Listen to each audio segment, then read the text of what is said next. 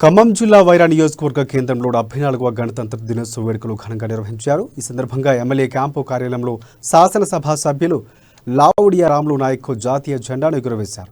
మాజీ MLA camp కార్యాలయంలో మథన్లాల్, ACP Rahman, municipal కార్యాలయంలో కమిషనర్ అనిత జెండా ఆవిష్కరణ చేశారు. అదేవిధంగా పలు ప్రభుత్వ కార్యాలయాల్లో మండల అధికారులు జాతీయ జెండాను ఎగురవేశారు. ఈ సందర్భంగా దేశ స్వాతంత్ర్యం కోసం పోరాడిన మహనీయుల త్యాగాలను వారు స్మరించుకున్నారు.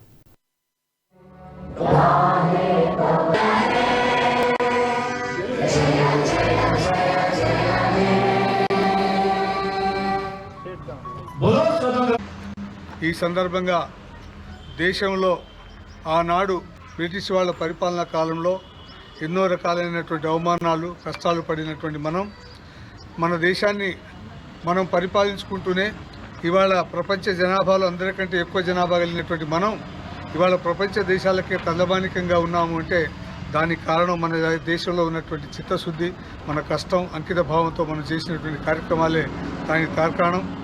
అదేవిధంగా ఈరోజు మనం ప్రపంచవ్యాప్తంగా ఇంత జనాభా కలిగి కూడా ముందున్నామంటే దానికి మన సంస్కృతి, సాంప్రదాయాలు, మన యొక్క ఆచారాలే దానికి ప్రధానమైనటువంటి అంశాలుగా ముందుకు పోతున్నాం.